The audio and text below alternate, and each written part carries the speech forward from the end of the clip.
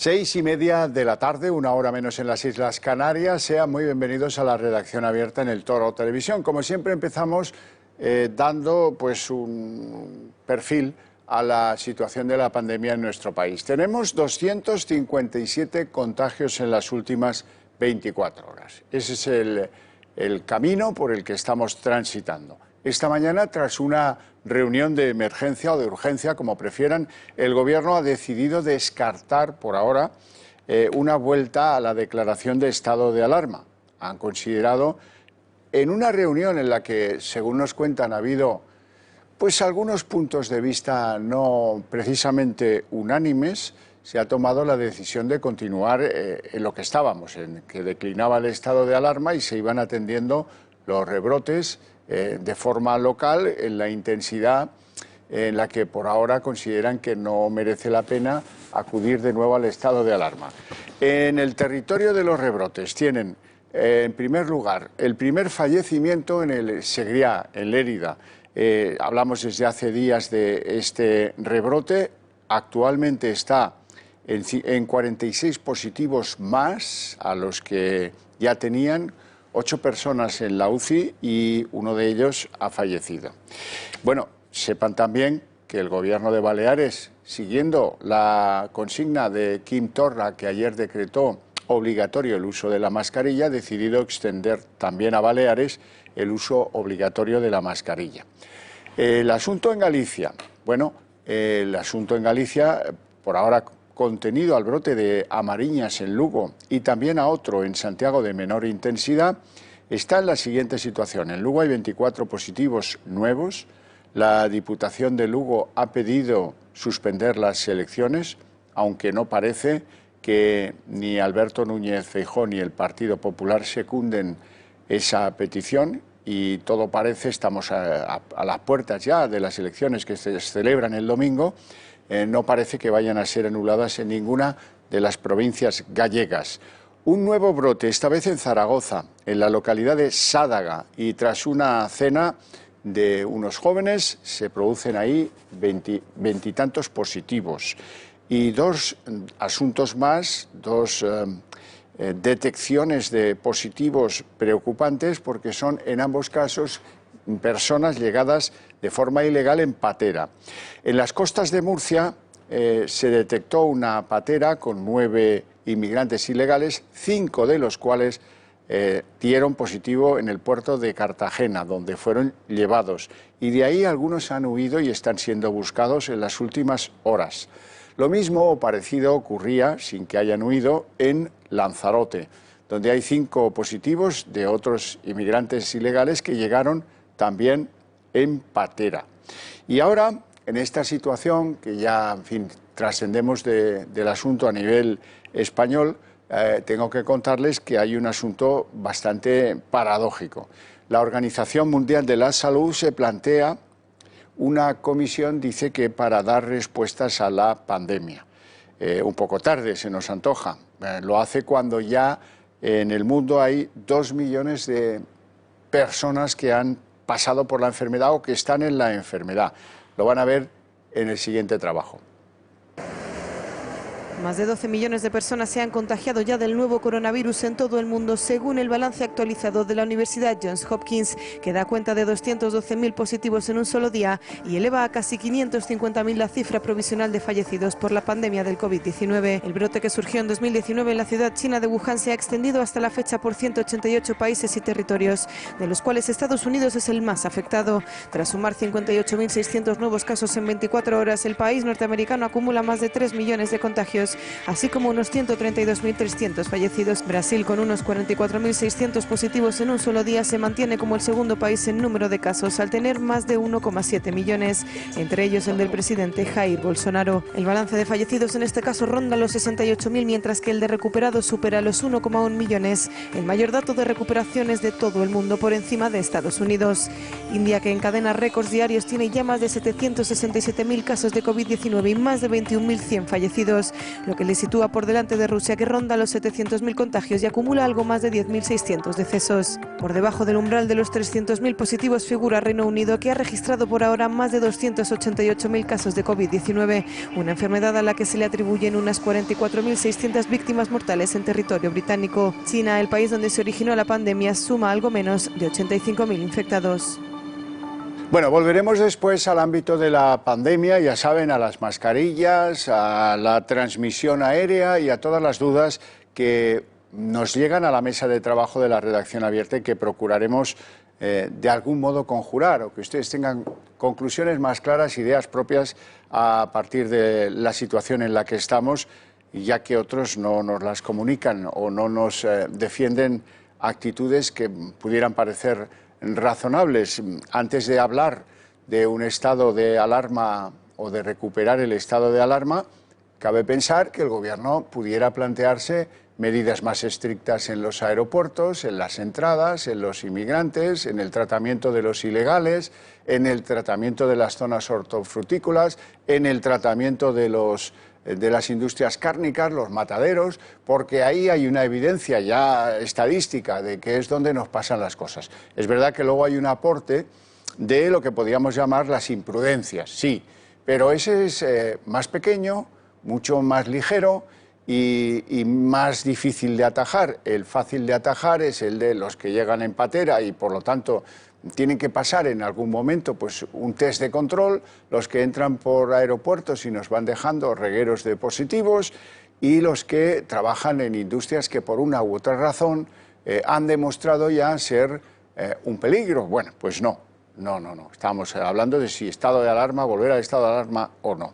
En fin. Abrimos la página política. La página política hoy tiene una protagonista, Nadia Calviño. Hace unos minutos se ha celebrado la primera votación entre los Estados miembros del Eurogrupo, que son 19, para ver si nombran a quién nombran como presidente después de la marcha del portugués Centeno, al que se le agotó el mandato y además ya no era ministro de Economía, con lo cual no podía seguir siendo presidente del Eurogrupo. Ya saben que Nadia Calviño es la candidata de España, del Gobierno de España. En la primera votación no ha salido elegida, aunque parte con el ticket de favorita, después de que Francia haya anunciado que la va a apoyar. Ahora estamos esperando la segunda votación, que se celebrará en torno a las 7, y a ver si ahí hay fumata blanca y salimos con la Calviño situada en la presidencia del Eurogrupo. Tiene su importancia, una importancia que no se nos escapa, porque Nadia Calviño, presidiendo el Eurogrupo, obliga y mucho al gobierno de Pedro Sánchez a actuar por la senda de lo que en Europa se considera que es la guía fundamental y básica para combatir el efecto económico de la pandemia. Esa guía no es otra que tratar de cubrir al máximo de empresas y al máximo de trabajadores posibles, y a la vez se extiende por toda Europa la idea de que bajar impuestos es una buena medida. Aquí estamos en todo lo contrario. Así es que, bueno, pues que Calviño esté en el Eurogrupo no le va a venir mal a este país, a ver si con eso frena, uno, el gasto absolutamente desbordado del gobierno de Sánchez e Iglesias, y además de la contención en el gasto, a ver si precipita este gobierno en la buena lógica de reducir los impuestos. El último país que se ha añadido a esa ya amplia corriente de reducción de impuestos para activar la economía es el Reino Unido, que aunque recién marchado de la Unión Europea, pues hombre, sigue siendo un punto de referencia. Se han decidido cosas importantes en el país de Boris Johnson, muy importantes. Por ejemplo, bajar el IVA en la restauración, por ejemplo, eliminar el IVA de las compras de nuevas viviendas hasta un tope, hasta 500.000 libras, que es un tope alto. Bueno, esas son medidas que a lo mejor el tener a Nadia Calviño al frente del Eurogrupo previene un contagio, y España también se precipita en lo que parece que son las doctrinas más ortodoxas en Europa para combatir la crisis económica que se nos viene encima y que asombrosamente los españoles reciben con una tranquilidad que yo no imaginaba, lo tengo que decir con toda sinceridad. La inquietud por lo que nos viene en octubre, en noviembre, en diciembre y sucesivos no parece que esté en la mente de los españoles en el corto plazo, por lo menos. Bueno, ¿y qué está en la parrilla de los temas políticos del día? Una inversión de más de 1.000 millones de euros que ha prometido Sánchez en un plan medio plazo para activar la ciencia en nuestro país. El plan supone una inversión de 1.056 millones de euros en ayudas directas en el año 2020 y en el año 2021. En 2020 el plan de choque va a movilizar unos 396 millones de euros, el resto se va a movilizar en el año 2021. Y a esta inversión hay que sumar un total de 508 millones de euros en préstamos con condiciones ventajosas para las empresas innovadoras. Quiero además también, porque aquí se ha comentado, que este plan de choque solo contiene medidas de impacto a corto plazo, de lo urgente, pero que evidentemente tenemos que mirar a lo importante que es apostar de forma sistémica y estructural por la recuperación de nuestro sistema científico y de innovación. Bueno, y los dos grandes temas que continúan siendo los referentes de la actualidad son, por un lado, la reacción a las palabras del vicepresidente Iglesias amenazando públicamente a la prensa, considerando que el insulto pues es una de las formas actuales de la política, aunque no nos guste, pero que claro, en fin, ya saben. Y, por otro lado, una operación que parece que sigue día a día contra la corona. El ángulo es las actividades o las comisiones o lo que fueran, los millones que en Suiza atesoraba el rey emérito, Juan Carlos I, y en segundo plano, cada vez más en primer plano, una crítica a la institución porque si no, no se entienden algunos comentarios. Pero vamos a empezar por el primer asunto. El asunto reacciones a lo dicho por Iglesias. Ayer comentábamos cómo en el mismo día Calvo, María Jesús Montero y la ministra de Exteriores, Arantxa González Laya, se manifestaban con mayor o menor crueldad en contra de lo dicho por el vicepresidente Iglesias. Hoy la portavoz del Gobierno, María Jesús Montero, ha vuelto contra Iglesias y contraria, dice, al amparo del insulto como una forma de actividad política. Bueno, yo creo que algunas veces las formas de expresarnos pueden poner el acento en una materia o en otra. Yo creo que el vicepresidente se refería fundamentalmente al derecho a la crítica, pero en cualquier sociedad hay libertad de expresión respetando unos límites que evidentemente pasan por no incurrir en el insulto, no incurrir en las amenazas, sino simplemente con los argumentos intentar imponer el criterio de la razón, como hacemos todas las personas civilizadas. Y en ese sentido yo creo que es en el que el Gobierno permanentemente está dando muestra, porque está recibiendo ataques y durante la pandemia lo hemos visto muy claramente y hemos dado cuenta y hemos estado permanentemente explicando el porqué de nuestras actuaciones. Bueno, la portavoz del Gobierno no podía ser más concluyente. La persona de ese Gobierno que ha sido más negativa a lo comentado por Iglesias es la ministra de Defensa, Margarita Robles, sin duda ninguna. Ayer la oímos. Hoy tengo que contarles que después de las palabras de Iglesias ya tuvo lugar el primer chispazo entre Margarita Robles y el vicepresidente Iglesias. Fue allí mismo, después de terminar la rueda de prensa, cuando, por lo visto, la señora Robles le dijo: hombre, esto que has hecho hoy, en fin, no tiene pase. Y ahí hubo un chisporrotazo importante ya lo verán, no será mañana, pero ya verán que tendrá consecuencias, según me cuentan quienes lo saben mejor que yo. En cualquier caso, los varones del PSOE, eso que se decía siempre, los varones del PSOE, y que algunos siempre decíamos: ¿y dónde están? Bueno, pues sí, algunos sobreviven, tiene escasa trascendencia, pero hombre, tiene mucha más libertad para opinar sobre uno que es colega en el Gobierno, como dice Sánchez, mi colega en el Gobierno, tal, ya se acuerdan, ¿no? Bueno, es el caso de Guillermo Fernández Vara. Este, como varón verso suelto, pues tiene más libertad y, bueno, pues ha aprovechado la ocasión para fundir a palos a Pablo Iglesias. Que no lo comparto en absoluto, porque creo que la política, cuando en la política aparecen insultos, deja de ser política de la buena para convertirse en política de la mala. Política de la buena, política de la mala. Yo estoy en la buena, él está en la mala. O sea, esto es así, ¿eh? Bueno, pues es bastante contundente. Los otros varones duermen el sueño de los justos, están en otras preocupaciones, ya se imaginan. Hoy se ha producido algo que es un incidente un doloroso incidente, diría yo, en la tumba de Fernando Buesa, en Vitoria. La tumba de Fernando Buesa ha sido ultrajada con este ataque, con esa pintura, etcétera, etcétera. Yo tengo que recordar que a Fernando Buesa le mató la ETA en el año 2000 y, por supuesto, como no podía ser de otro modo, condenar esta especie de reacción del mundo proetarra contra una de sus víctimas que pagó con la vida. ¿Ustedes se imaginan el sufrimiento que esto traslada a la familia de Fernando Buesa? Esto es absolutamente intolerable. Ahora, no va a pasar nada porque hay, y los hay dentro del PSOE, que abogan por sustituir en las posibles alianzas que después de las elecciones del domingo se puedan arbitrar en el País Vasco, sustituir al PNV por Bildu. Y en esa operación anda Unidas Podemos y en esa operación andan personas del PSOE vasco y del PSOE en Madrid. Así es que, bueno, enseño la imagen para que la rabia se extienda y para que la gente bien nacida se indigne, como me indigno yo, porque esto es insoportable y porque debe quedar claro dónde está Bildu y dónde están los proetarras y en sus amenazas, porque esto lo que es una amenaza, no es otra cosa. Y ya vamos al segundo de los asuntos que está en la parrilla de lo sustancial en el día de hoy en el ámbito de lo político.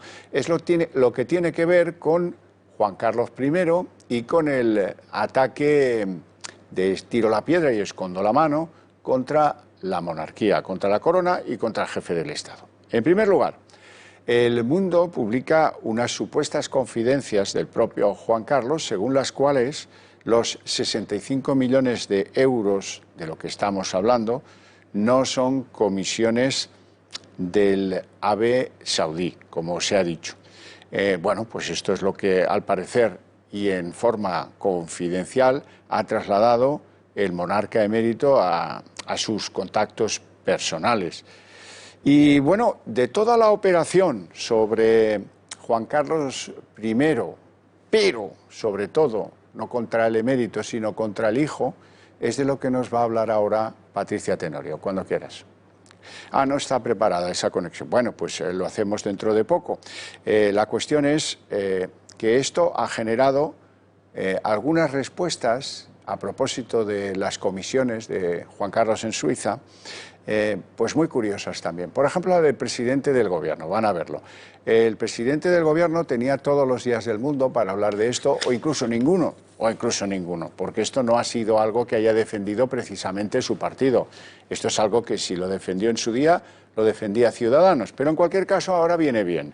Y dice Pedro Sánchez al esdiario.es, los aforamientos de cargos públicos deben circunscribirse a su actividad y defiendo lo mismo para el rey, es decir, la caída parcial del aforamiento para el jefe del Estado. Lo dice con toda claridad. El presidente abre el debate sobre ahora porque conviene. ¿Conviene a qué? Conviene a esa especie de argamasa que hace que le haya funcionado su alianza con la gente que quiere destruir España. Sean Esquerra, sean Bildu, sean los indepes, sean los que sean. Esos comparten con algunos en el PSOE la idea de una España republicana y, bueno, claro, ¿por qué reabre el presidente del gobierno? ¿Está España ahora con la crisis económica, la pandemia, los brotes, los rebrotes, la gente que ha muerto, que todavía no sabemos cuántos son, lo recuerdo siempre, pero que no son menos de 44.000 y no se les reconoce? Bueno, pues ahora es cuando a este hombre, a Peter, se le ocurre reabrir el debate sobre el fin de la inviolabilidad del jefe del Estado. Y dice Sánchez, la Constitución tiene que evolucionar con la exigencia de ejemplaridad de la sociedad a los que la gobiernan. Pues vaya, siempre habla el que menos puede, el de los Falcon, el que sale huyendo el día de la misa funeral en la Almudena. Siempre es la misma historia, ¿sí? Ya lo ven ustedes. Y luego quiero hablarles de una cosa que a muchos pues les tiene en vilo, los que tienen hipotecas con cláusula suelo. Hoy ha habido una decisión de los tribunales europeos que cambia las cosas en este sentido, de los que tienen cláusula suelo, que mantienen una larga pelea con la banca que les prestó ese dinero, con unas cláusulas suelo muy truculentas y muy perjudiciales para los intereses de esos miles y miles de españoles. Bueno, dicen los tribunales europeos, si los bancos han informado mal a sus clientes de qué son las cláusulas suelo, da lugar eso a que puedan ser anuladas las cláusulas suelo. Vamos a ver un trabajo sobre ese particular. El Tribunal de Justicia de la Unión Europea ha dictaminado este jueves que las cláusulas suelo renegociadas de hipotecas pueden ser examinadas por un juez y declaradas abusivas, así como que es ilegal que los bancos obliguen a los clientes a renunciar a acciones legales tras la renovación del contrato. La justicia europea responde así a la cuestión prejudicial elevada por un juzgado de Teruel sobre un asunto que enfrenta a una consumidora con Ibercaja en relación con una cláusula abusiva de un contrato de subrogación de préstamo hipotecario.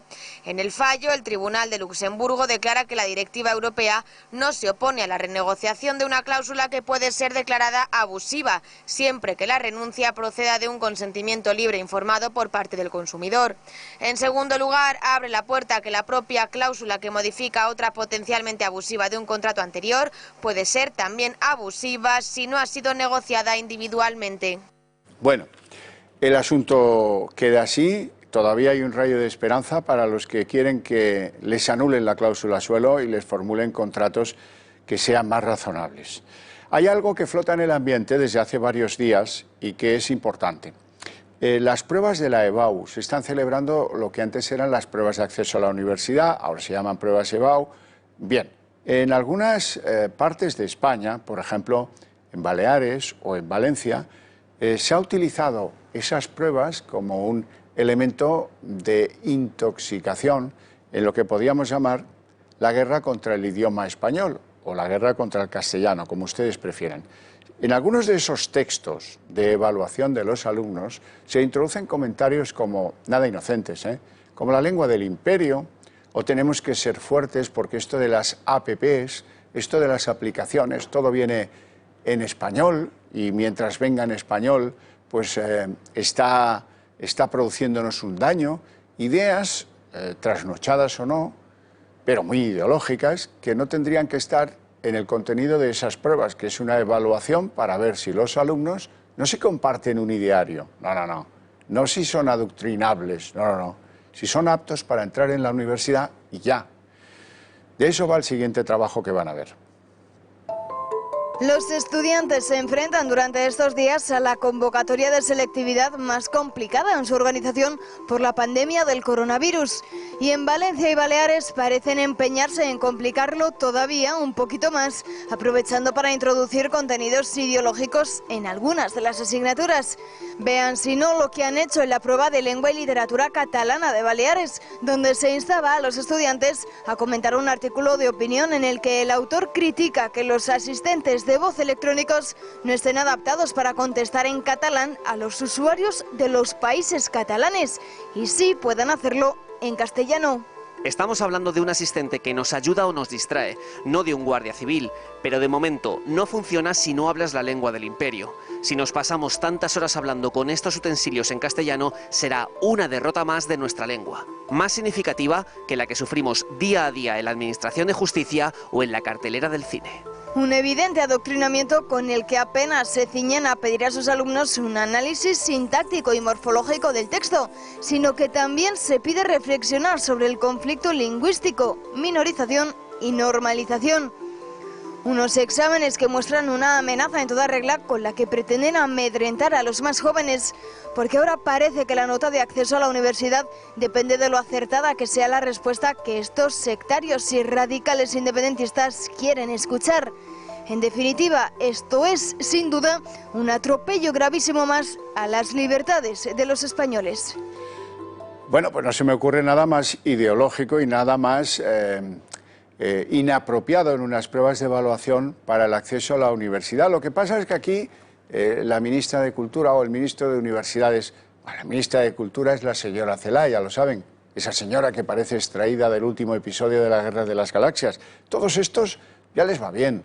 ¿Cómo van a decirle a unos aliados, los indepes o los que están en ese rollo, en las entidades organizadoras de las pruebas EBAU en Baleares o en Valencia, que por favor, que esto no?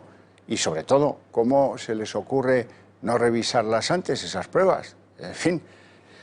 Bueno, volvamos sobre los pasos andados. Les tenía yo que contar, o mejor dicho, nos tenía que contar Patricia Tenorio cómo ha ido esa operación sobre, aprovechando las incorrecciones que pueda haber tenido Juan Carlos I, cómo va el atacar por elevación al jefe del Estado, a la corona y a los poderes que nos dimos en la Constitución del 78, que es en el fondo lo que persiguen muchos de los aliados de Sánchez. Patricia Tenorio, cuando quieras. Buenas tardes, Xavier. Las últimas informaciones conocidas sobre el supuesto patrimonio del rey don Juan Carlos oculto en paraísos fiscales han vuelto a situar en el foco mediático a la Casa Real. En una entrevista concedida al diario.es y a Infolibre, el presidente del Gobierno, Pedro Sánchez, ha expresado que esas publicaciones son inquietantes y perturbadoras y ha celebrado que la Casa Real esté marcando distancias. Además, Sánchez ha sugerido algo que ha hecho saltar todas las alarmas, y es que el Gobierno plantea revisar el artículo de la inviolabilidad recogido en la Constitución, porque asegura que el rey es uno de los preceptos sobre el que todos deberíamos reflexionar y ver qué solución le damos. Escuchen. Este es un gobierno que ha planteado antes y después de las elecciones, ahora con el gobierno de coalición y previamente en solitario, hemos planteado una reforma de la Constitución para revisar los aforamientos de los cargos públicos y, en consecuencia, que esos aforamientos estén circunscritos a su actividad parlamentaria y no otra. Por tanto, creo que si eso lo defiendo para cualquier cargo público, pues lógicamente también para el jefe del Estado. Un mensaje que el Gobierno ya ha defendido en otras ocasiones y que los partidos que lo conforman, PSOE y Unidas Podemos, también propusieron desde la oposición. En la misma entrevista, Sánchez aboga por una reforma en la Constitución para limitar el aforamiento de los cargos públicos a lo que dure su actividad parlamentaria, y por ello también quiere aplicarlo para el jefe del Estado. Por otro lado, la vicepresidenta tercera del Congreso y diputada de Unidas Podemos, Gloria Elizo, ha defendido hoy mismo en su cuenta de Twitter que la única manera de que el rey Felipe VI se desvincule de su padre Juan Carlos I y de sus presuntas irregularidades es mediante la realización de un referéndum y su abdicación. Pero no es sorpresa, pues ya conocíamos la postura de los de Unidos Podemos. Veremos qué decisiones toma finalmente el Gobierno en cuanto al rey emérito. Veremos, pero volviendo atrás, esas dudas que nos quedaban pendientes sobre el asunto de la pandemia, sobre el asunto de las mascarillas, sobre el asunto del momento actual en el que el Gobierno dice que no va a ser necesario por ahora el estado de alarma. Hablamos ahora con el doctor Juan Luis Stegman, que es parlamentario de Vox y que es el hombre que ha manejado el tema sanitario en nombre de esa formación de Santiago Abascal. Doctor Stegman, muy buenas tardes. Muy buenas tardes. Bueno, lo primero de todo, ¿cómo ve usted estos rebrotes y cómo ve esa reunión que decide por la mañana, pues que todavía la situación no exige la declaración de un nuevo estado de alarma? Bueno, la primera pregunta, que cómo veo los brotes eran previsibles. Los brotes eran previsibles por dos razones. Porque España tiene en estos momentos un sistema de salud pública en un estado de confusión, de caos, en el cual no se vehiculiza la información, no se concentra, no hay una base de datos común y realmente pues yo tengo un escepticismo muy grande sobre los datos. Eso para empezar. ¿Por qué era previsible? Bueno, como le dijimos en el Pleno al Gobierno, el Gobierno lo que ha hecho es dejar el problema a las comunidades autónomas y a los ciudadanos en general. Se ha lavado las manos, cosa que es lo que está haciendo desde el principio y no solamente desde el punto de vista epidemiológico, y no tiene una estrategia adecuada para protegernos de los casos que vienen del exterior. Es una cosa que se oculta. Se oculta que los tres casos, los tres brotes que hemos tenido en estos últimos días de Murcia, Galicia y Menorca tenían su origen en un mismo vuelo procedente de Lima.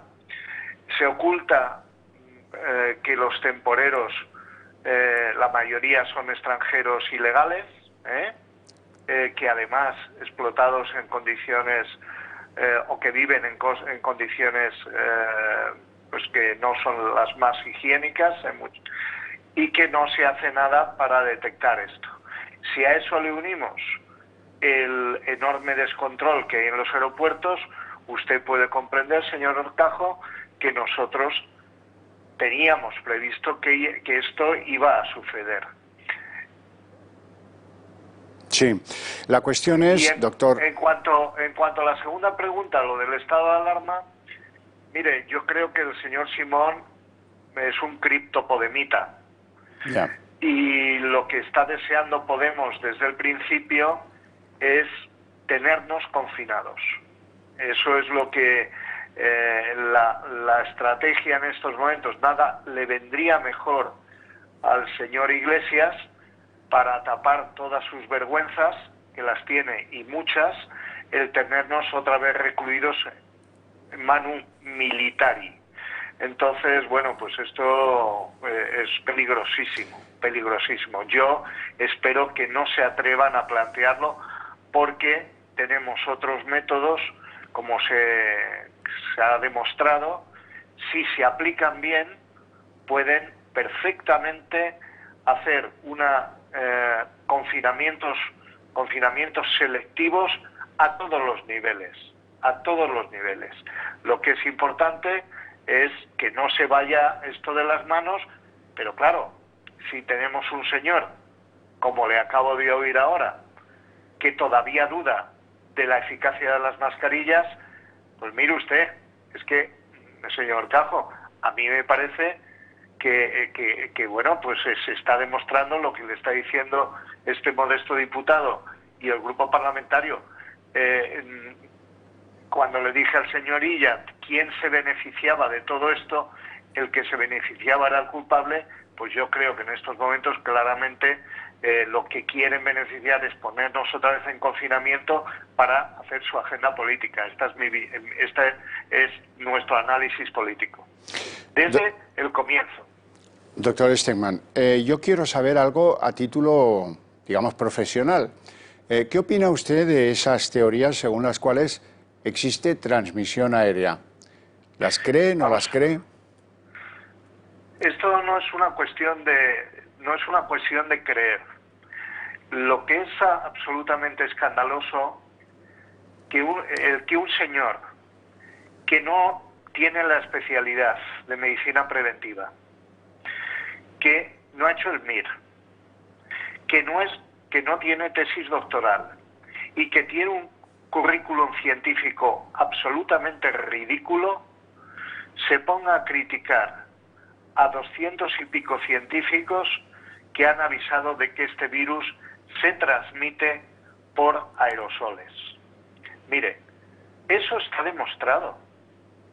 Eso está demostrado. Y usted puede leer un informe en el cual el Consejo Superior de Investigaciones Científicas, y eso está publicado, está publicado por el propio CSIC, en el cual se dice que el virus se puede transmitir en aerosoles.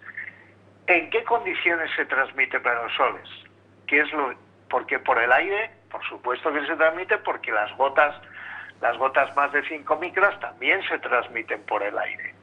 Por el aire se transmite. También se transmite por las superficies, lo que se llama fómites, ¿no? Que son los objetos que están contaminados por el virus y en el que el virus sobrevive durante un periodo de tiempo. Bien, esas dos transmisiones, aérea y por fómites, por objetos, están absolutamente demostradas.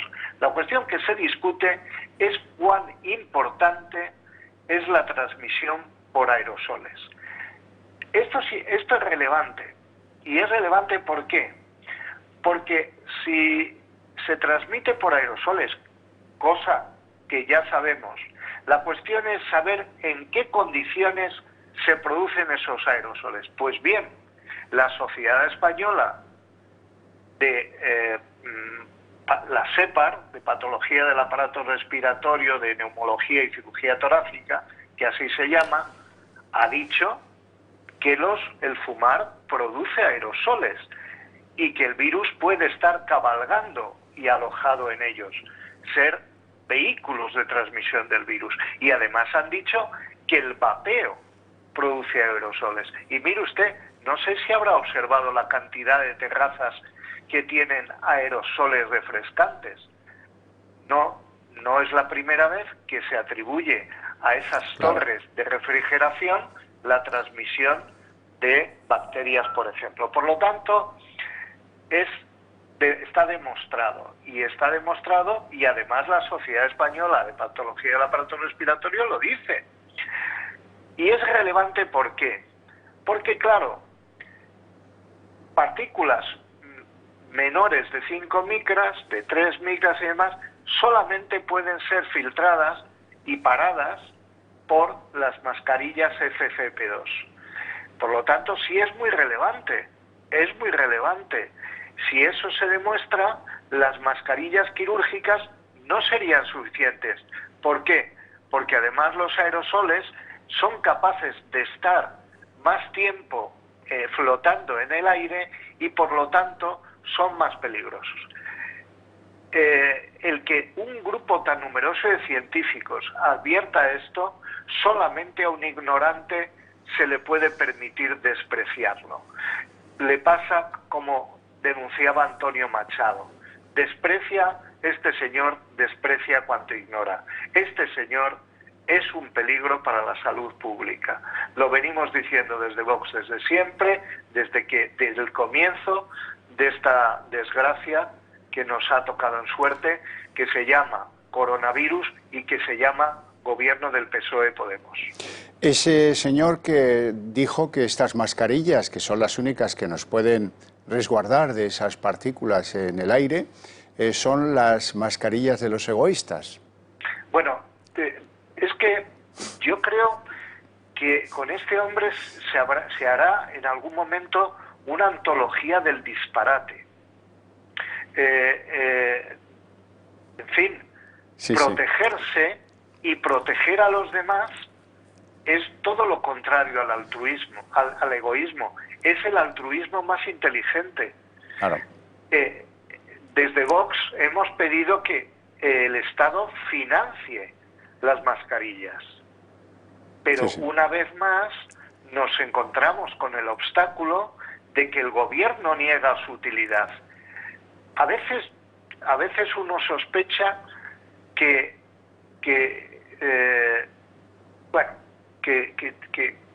no estudian suficiente o cosas peores, porque claro, en una epidemia, como él mismo ha dicho esta tarde, señor Horcajo, tiene que primar la sobreprotección. Es mejor pasarse, porque lo ha dicho respecto a que Baleares y Cataluña exijan la mascarilla en espacios públicos independientemente de la distancia. Textualmente ha dicho, yo no voy a criticar una medida de sobreprotección. Mire, en estos momentos España necesita andar, y si es necesario invertir en mascarillas, en test muchos más frecuentes, en testar más a la población, pues hagámoslo.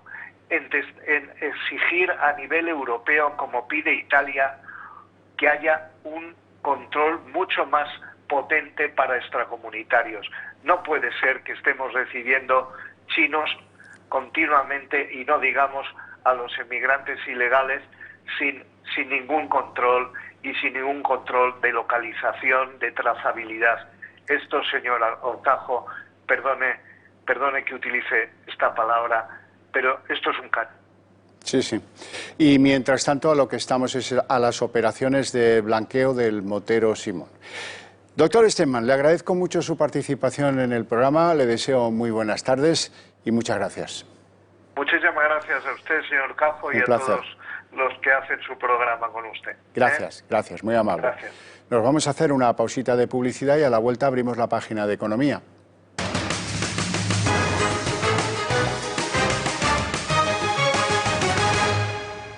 Estamos en la página de Economía, ya me acompaña don Álvaro Climent, asesor independiente. Muy buenas tardes. Muy buenas tardes, Xavier. No podemos dar noticias sobre Nadia Calviño. Parece que están en tratar de convencer a alguno de los aspirantes a que retire la candidatura para que haya un nuevo reparto de los votos, porque con el reparto de los votos se fracasó en la primera votación y se volvería a fracasar en una segunda, dado que se supone cierta seriedad en mantener el voto comprometido con cada candidato.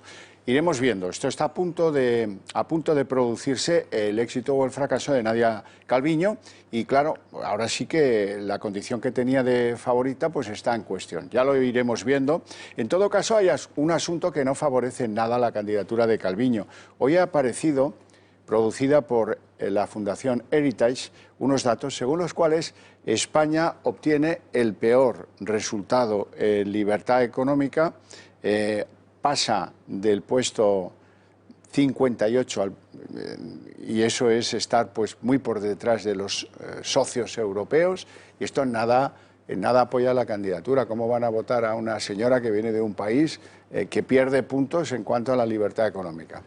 No, está claro que no favorece. Es cierto que el índice global Heritage nos coloca en el puesto 58, que es uno menos que el año pasado. De 150. De 180 en total. Pero si vas al de libertad económica, efectivamente estamos en el 34 de 42. Es decir, tomando como referencia a la OCDE, y evidentemente somos el peor país en libertad económica de toda la zona euro. Pues, nada más es que suspendemos en cosas que no están incluso ni incluidas todavía en este informe, porque no recoge todavía el efecto del cierre fiscal del año 2019.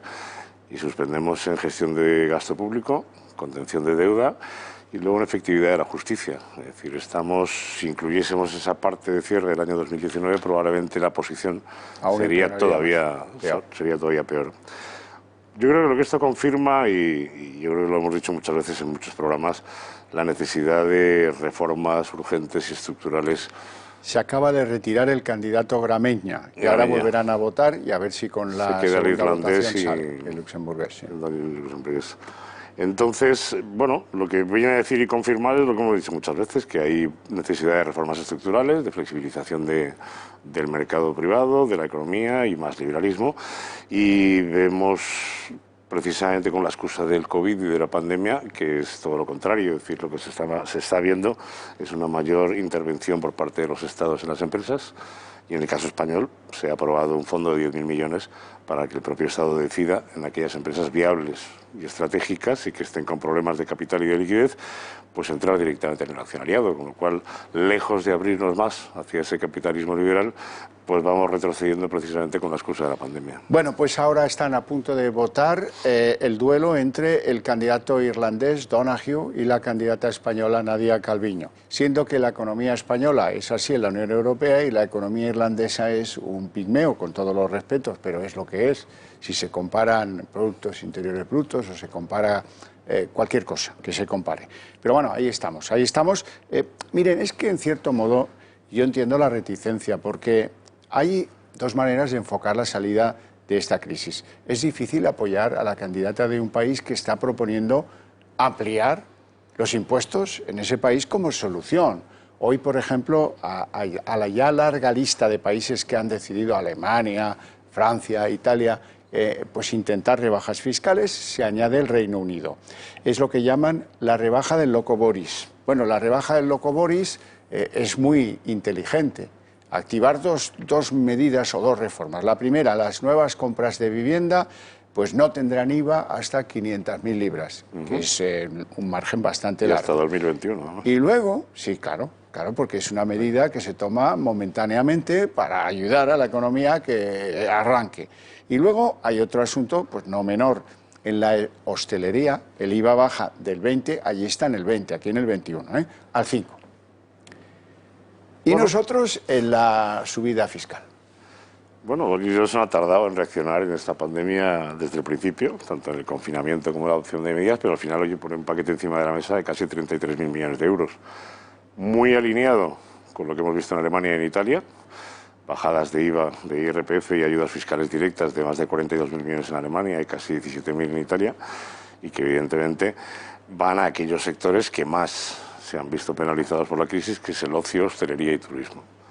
En el caso de Boris Johnson es todavía incluso más agresivo, bajan hasta el 5% y luego además mete una serie de ayudas que me parecen además muy originales, es decir, desde pagar bonuses a aquellas empresas que mantengan el empleo 3 meses después de que acaben los subsidios, les dan una factura durante el mes de agosto del 50% de descuento en todos los consumos que hagan en bares y restaurantes, hay un paquete de becas de casi 1.600 millones de libras, tienen además un programa de formación para aquellos jóvenes de 16 a 24 años que estén en situación precaria, es decir, todo apunta precisamente hacia la protección precisamente del ciudadano, de los trabajadores y del tejido productivo. Todo lo contrario de lo que estamos viendo aquí en España, que de lo único que oímos hablar es de reformas laborales, de subidas de impuestos y que además esas subidas de impuestos, por más que nos las quieran vender, que van a ser solo a los ricos y a las grandes compañías, es una falacia, es decir, las vamos a pagar todos sí o sí, empezando por el IVA.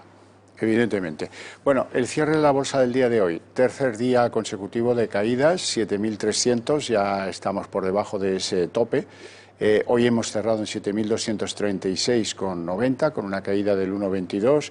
Entre los que caen más está Amadeus, 4,21, también está Meliá, Arcelor. Entre los que suben, Siemens, que sube 3,95, Celnex y Viscofan. Bueno, nada relevante, pero acentuamos un día más pues la bolsa. Nada relevante, quizá destaca la subida de Siemens Gamesa por 2 motivos. Uno, el cambio de CEO que hicieron hace poco y las nuevas medidas que han implementado de cerrar plantas y de reducir sobre todo la planta de Navarra en 240 trabajadores, más, digamos, un buen balance y una posición neta de caja positiva, han ayudado, pero es que además hoy han anunciado la salida a bolsa, la confirman ya para septiembre de este año, de la filial de Siemens Energy, que hace un spin-off. Y el grupo Siemens Gamesa se confirma como un acelerador del IBEX 35.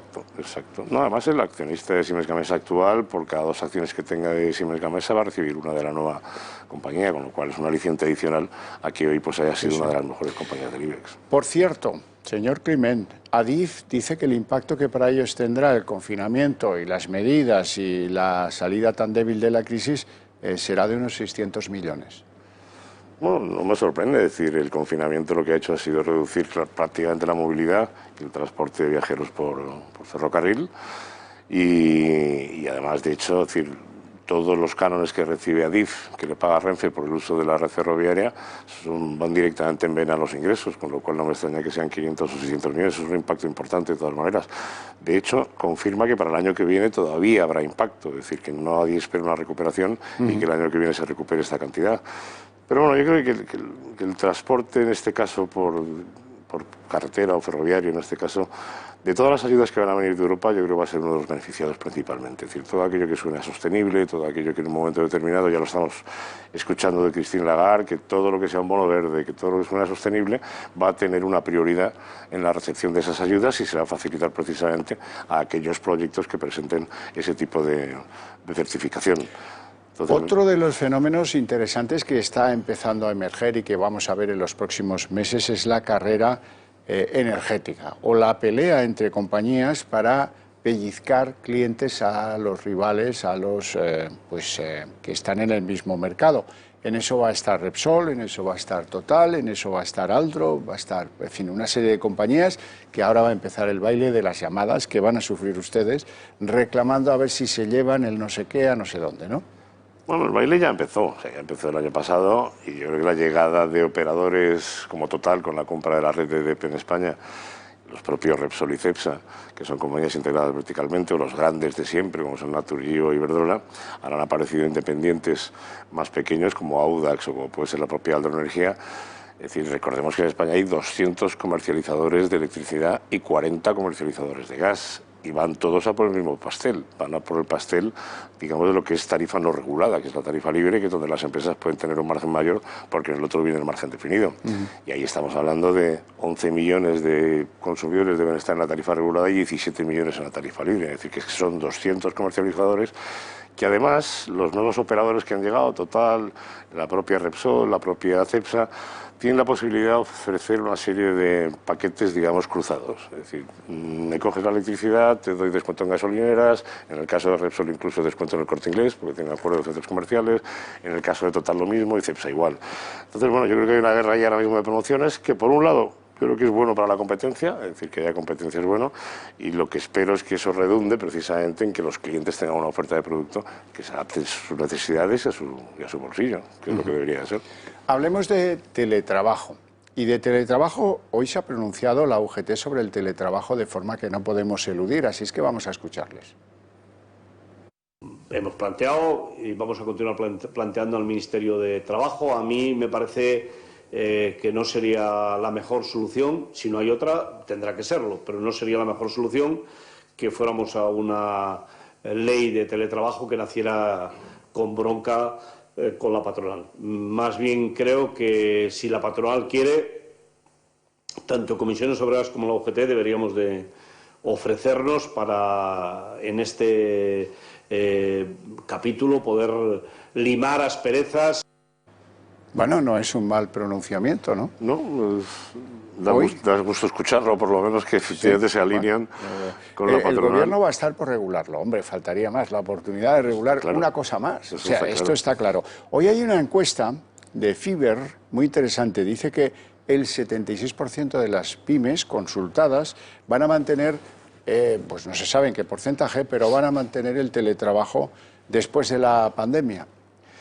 Las encuestas no me fiaría demasiado porque he leído varias. He leído la de Fiverr, he leído otras de organismos privados en las que los porcentajes difieren. En las que yo estaba mirando un poco más en profundidad, lo que vienen a decir es que solamente más del 50% de las pymes optarían por el teletrabajo como una herramienta que mejoraría su negocio. O sea, estamos diciendo que la mitad de las pymes consideran que el teletrabajo no ha mejorado su negocio y además que la nueva inversión en tecnología, informática o nuevos equipos que tampoco ha proporcionado ese beneficio, digamos, indirecto que podría producir. A mí me da la impresión de que el teletrabajo ha venido para quedarse. Estoy de acuerdo con los sindicatos en este caso y con la patronal. La presentación del borrador que hizo el Gobierno, una vez más precipitado y sin consultar al diálogo social y a los agentes sociales, pues se ha quedado en evidencia que no tienen ni idea de lo que es el tejido productivo español. Si tenemos en cuenta, y lo hemos dicho muchas veces, que más del 90% de las empresas de este país son pymes, hacer una ley de teletrabajo deprisa y corriendo y mal hecha, probablemente pues no vaya a beneficiar en nada a potenciar precisamente ese teletrabajo a futuro. Dicho eso, yo creo que al final, después de verano, pues si realmente hay alineamiento por parte de la patronal y los sindicatos, se conseguirán. Acaba de perder la candidatura Nadia Calviño y el candidato irlandés, Donoghue, será el presidente del Eurogrupo. Pues mala noticia, buena para Pablo Iglesias, que estará muy contento, de alguna manera. Fracaso descomunal de la diplomacia de Pedro Sánchez contra el candidato irlandés. Es que, claro, a veces se gana o se pierde y lo que hace grandes o pequeños a las candidaturas es contra quién la ganas o contra quién la pierdes. Exacto. Y aquí perder contra Donoghue, pues hombre, ¿qué quieres que te diga? Por cierto, esto nos viene mal porque la expectativa, algunos la teníamos, en que una Calviño presidiendo el Eurogrupo no podía venir aquí y dejar pasar algunas iniciativas tal como las pretende el gobierno ideológico de Iglesias y de Sánchez. No, efectivamente, esa era la esperanza que teníamos, que tener a Calviño en el Eurogrupo podría de alguna manera parar ciertas iniciativas de la parte comunista del gobierno y calmar, digamos, el odio ancestral que nos tienen los frugales y sobre todo todas las críticas que han vertido sobre España en cuanto a cómo se ha gestionado precisamente todas las ayudas y todas las leyes que se han ido aprobando durante estos meses. A fuer de ser sincero, con los datos que presenta España y sobre todo con las políticas que hoy en día no vivimos en aldeas aisladas. Ellos saben perfectamente en qué está este gobierno, en qué ha estado, conocen los planes de relanzamiento de la economía española, que son gasto, gasto, gasto, déficit, déficit, déficit, y que acabarán en deuda, deuda, deuda. Claro, ¿qué quiere que les diga? Hasta un candidato italiano tendría más posibilidades, por lo menos han concretado un plan que dice la empresa es el vehículo, hay que salir a buscar inversión extranjera, hay que hacer una reforma de la administración, hay que reducir el gasto. Claro, es que era difícil, ¿eh? No, es que estamos haciendo todo lo contrario de lo que precisamente habría que hacer, y yo creo que además los países del norte, a pesar de que hay que ser solidario en una situación como esta, tienen toda la razón del mundo. Es decir, el cierre del año 2019, ya lo hemos comentado muchas veces, ya era una gestión nefasta. Sin que apareciese el coronavirus, lo que están haciendo y lo que se está probando precisamente, aprovechando el estado de alarma, es que, vamos, lo ha criticado el Fondo Monetario Internacional, el Banco de España, la OCDE, es que no queda nadie por criticar toda la gestión que se está haciendo a nivel económico en España directamente. Entonces entiendo que los frugales, en este caso, apoyados por Noruega, pues hayan sacado adelante la candidatura de irlandés. Don Álvaro Climent, pues hemos vivido juntos la derrota de Calviño, no nos alegramos, pero bueno, es la evidencia lo que duele, la evidencia de que con esos números no se puede ir a aspirar a nada, ni a Europa ni a ninguna parte. Y ahora nos hemos quedado con que Arantxa González Laya no va a nada en la Organización Mundial del Comercio y ha fracasado Nadia Calviño, con lo cual el gobierno se queda en cero patatero, en fin. Sí, señor. Alguien con mucha experiencia en Europa, de esos que tienen más tablas que el puente del río Cuey, se lo hubiera podido adelantar, ¿eh? Se me ocurre que Borrell de esto sabe algo, ¿eh? Bueno, yo creo que sí, efectivamente. En fin, son cosas que duelen, pero que no se pueden evitar. Muchísimas gracias por su presencia en el programa. Javier. Se lo agradezco mucho, que tenga buena tarde. Igualmente. Y ahora les quiero hacer una reflexión. Algunos gobiernos de muy buena fe, dicho sea de entrada, han aplicado un sistema por el cual ofrecen pues unas suculentas primas a los que contraten. No en forma indefinida solo, sino también contratos en prácticas, sino también contratos en formación, los que activen la economía, los que den trabajo a la gente que está ahora pues, a las puertas de un ERE o que se ha quedado en paro, en fin. Bueno. Les hablo del Gobierno de Madrid, de la Comunidad Autónoma de Madrid. Ahí gobierna el Partido Popular y Ciudadanos, con el apoyo, a veces sí, a veces no, de Vox. Situación que van a conocer ahora. Resulta que entre las medidas para fomentar la creación de empleo, que está muy bien, se les ha colado una cosa que va en el tic de las leyes de género muy sorprendentes. Resulta que según lo que pueden ustedes analizar en la página web de esas ayudas, le van a dar una ayuda de hasta 500 euros para favorecer con dinero de todos a los transexuales. Transexuales que sean contratados en prácticas, 500 euros, que le dan sobre lo que le dan a otros, pues por ser minusválido o por ser parado de larga duración, o por ser un colectivo que ha sufrido especialmente la crisis. Ser transexual equivale a poder sumar al monto de esas ayudas que le dan al contratador 500 euros. Si contratas a un o a una, o como sea el género transexual, si le contratas, pues 500 euros públicos más, aunque sean contratos de formación, 500 euros si es transexual. Si son contratos para jóvenes, pues exactamente igual, 500 euros más si es un transexual. Y si son desempleados, pues lo mismo. Tienen una subvención por ser desempleados y otra también de 500 euros por ser transexuales. Lo peor es que tratan a los transexuales como uno de esos colectivos que debemos proteger y a los que debemos echar una mano. Pues, por ejemplo, pues los que son minusválidos, los que son parados de larga duración. Y esto es lo que hace un gobierno de centro-derecha, que para que vean hasta qué punto las ideas de género o las maltraídas y llevadas leyes de protección e impulso de los LGTBI y lo que sea, calan en la sociedad española. Un gobierno de centro-derecha, el de Díaz Ayuso, ofrece un estímulo de 500 euros, sea cual sea la fórmula del contrato de que se trate, para ese colectivo de transexuales. Así es que, en fin, bueno, ese es el mundo en el que vivimos. Sépanlo, por lo menos sépanlo. Vamos a hacer una pausa de publicidad y volvemos enseguida.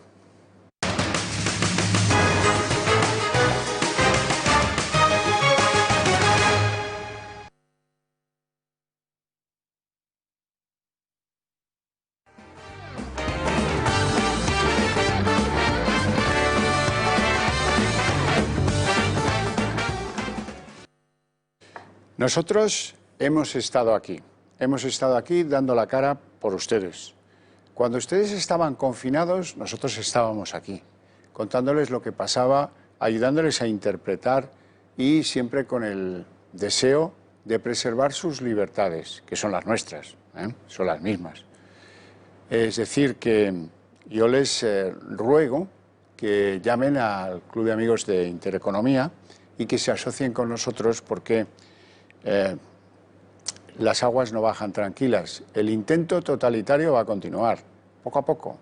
Ahora vendrá la subida de impuestos, el gasto tal, ya no tenemos la hipótesis Calviño, no, algunos creían en ella, otros creíamos poco. Lo que tenemos son poquitas cosas dentro de ese gobierno que le ponen un poco, le ponen un poco aislamiento al asunto del contagio de Iglesias, pero el contagio continúa. Lo vemos, por ejemplo, en lo que va diciendo Pedro Sánchez respecto del jefe del Estado.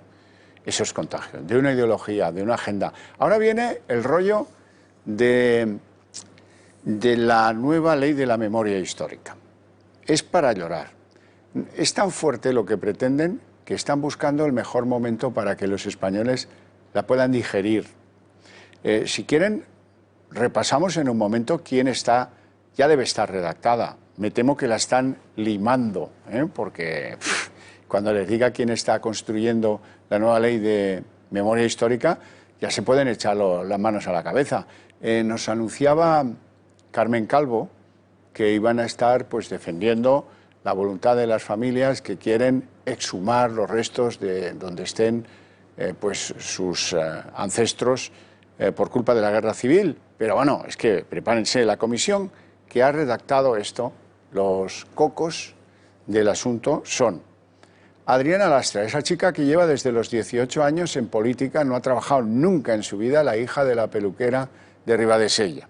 Esta que, como fue de Peter desde el primer momento, siguió a Jesús hasta Galilea y, oye, pues la ha premiado este Peter de una manera extraordinaria, incluso la ha hecho vicepresidenta del PSOE. Luego está Simancas, al que marjaliza el empresario, el constructor, dice que cuando él mandaba en el PSOE madrileño le dio 1 millonaco de euros. Prodigio de la ciencia también, Rafael Simancas. Lean las obras de Rafael Simancas, si las encuentran. Luego está Ábalos. Hombre, Ábalos de llevar maletines, a lo mejor llevan en los maletines, quién sabe, algunos de los restos de la dictadura venezolana, algunos de los que ha producido en manifestaciones, de esos muchachos a los que han matado los paramilitares de Maduro. Sabe de memoria histórica, de eso y de barajas de noche, de lo que más sabe. Luego está María Jesús Montero. Hombre, María Jesús Montero sabe de todo. Además, ella que fue médico, una cosa extraordinaria. Y a todo esto le añaden, claro, no podían no llamarle José Cepeda, que es como el que tiene tos y se rasca la barriga, efectos intelectuales. Bueno, de lo que se trata es de lo que decía aquel Franco, de retorcer esto de la memoria histórica para crear tensión, como cuando fue la exhumación de Franco, etcétera, etcétera. Ya la tienen a punto y nos dijo Calvo que sería durante el mes de julio y seguramente así será. Aprovecharán un momento en el que tengan que comunicar una buena noticia, si es que la encuentran, o una muy mala, que es que esto viene a dar igual. Ese es el momento en el que vamos a ver que se aprueba la ley de memoria histórica. Está concebida en tiempos de confinamiento por estos cráneos privilegiados a los que yo hacía referencia. Bueno, entonces habrá que cuestionar esa ley en lo que no sea correcto de ella, que habrá innumerables cosas, ya lo van a ver. Y entonces, ¿quién lo va a hacer eso? ¿Eso lo esperan ustedes de Vicente Vallés o qué? Eso lo van a encontrar aquí, claro que lo van a encontrar aquí, no nos cabe otra. Es evidente, porque esa será una ley que ya verán lo que va a traer de ideológico. Y, en fin, será una cortina de humo desde la cual hacer pasar el incómodo de muchas cosas que hemos sufrido con el confinamiento y después. De eso va la historia. Y entonces, ¿quién? Pues nosotros, claro que sí, nosotros estaremos aquí. Por eso es por lo que insisto, llamen al Club de Amigos porque nuestras libertades viven tiempos de amenaza. Y nosotros cuando hemos tenido que estar hemos demostrado que estamos. Y les advierto, estaremos, claro, no les advierto, les anuncio, les advierto a los señores del Gobierno que aquí nos van a tener contando al fondo qué es lo que pretenden y por qué. Lo que pretenden y por qué, que yo creo que el por qué es lo que más duele. Bueno, continuemos con la actualidad porque hay cosas que tienen ustedes que conocer. Por ejemplo, hay tanta gente colgada por los ERTEs. Los ERTEs abrieron la ventanilla. ¡Oh! El día 6. El día 6 se vieron la cara con esos 120.000 españoles y sus familias a los que el gobierno Sánchez les prometió que les iban a ayudar con un porcentaje de su salario porque no se podía trabajar y no lo han cobrado. Eso fue en marzo. Eso fue en marzo. Y estamos casi a mediados ya de julio. Y seguimos teniendo 120.000 españoles que no han recibido lo prometido. Y eso, un gobierno que se gasta una pasta alucinante en propaganda en la que se dice no dejamos nadie atrás, salimos más fuertes. No se olviden de esas cosas. Claro, la situación es dramática.